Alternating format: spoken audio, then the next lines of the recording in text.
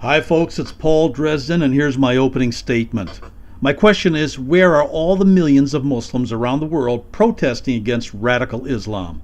Why aren't there hundreds of marches worldwide by peaceful Muslims showing their solidarity and respect for their Western brothers and sisters? Where are the protests from peaceful Muslims taking position against Sharia law? The answer is there are none. All Muslims believe and prefer in Sharia law. It's part of the Quran. To deny the Quran's teaching would be punishable by death in the Muslim world. Please send us videos of Muslims marching in the street and being vocal against radical terrorism and Sharia law. We want to believe in the peaceful nature of Islam.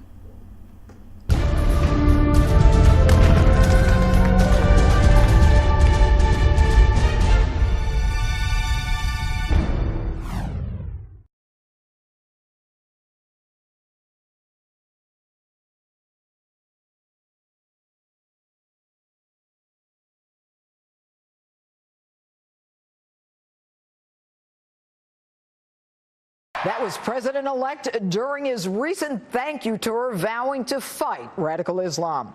After the latest terror attack in Europe and the radical Islamist threat growing around the world, do Muslims here in America need to speak out more to help to try to prevent these attacks from happening? Joining me now with reaction from the Islamic House of Wisdom, Imam Muhammad Ali Elahi, and from Act for America, Brigitte Gabriel. All right, good evening. I'm going to start with you, Imam. We've got this Islamic threat. You don't deny that? Well, Judge, before I That's a yes or no. Let's start with a premise. There is an Islamic threat that is facing the United States, correct? Yes or no?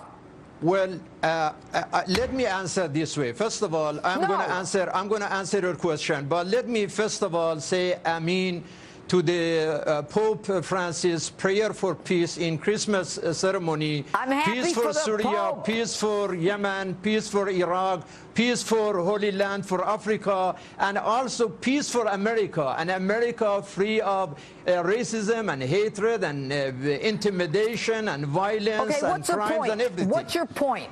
My point is that, first of all, the expression of Islamic radical is kind of hijacking the identity of the Muslim. You don't like the term. It is like somebody, Judge, like somebody Can I ask you a question? Steal your Who was responsible for the World Trade Center? Who was responsible for San Bernardino, Orlando, deal with this one. We need to deal with this one.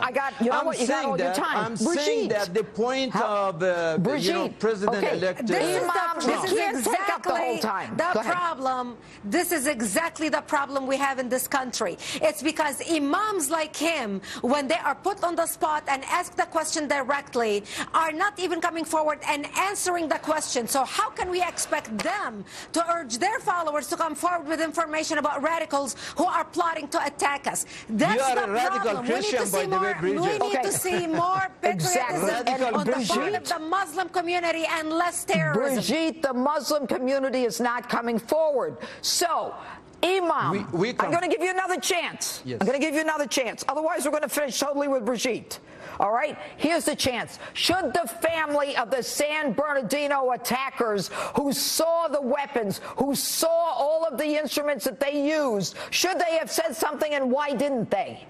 We have to condemn terrorism. We have to do something about it. President Trump must do something about it. Okay. And if you are really, and the way to do it, I believe, Judge, you can take care of ISIS, Al-Qaeda in 1 month, but this is the way to defeat the terrorism, is let the CIA don't train Al-Qaeda in Syria, and Saudi Arabia don't send military and money for them, then the Israeli don't send media and medicine for them.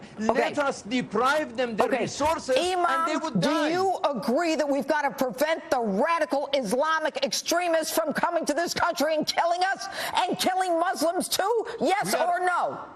We are absolutely against any radical. Say Islamic, yes. Christian, I am going to tell the court stenographer you said yes. Now to Brigitte. Brigitte, why can't he say yes? He is beating around the bush. He is beating around the bush and does not want to answer the question. You asked him about the families who saw in San Bernardino where they were putting the bomb together in the house. How come the mother did not come forward? How come nobody else from the family came forward? This is the problem. They are harboring and supporting and protecting and covering up for the terrorists who want to blow us up. And imams like him are the first part of the problem. I got one more because question. they're not saying anything and they're not answering the question. I feel like I'm in the ring. Now, the CARE LA chief tweets and then he deletes it. He wishes more had died in the Russian plane crash. Hussam Ayloush. Do you condemn that, Imam?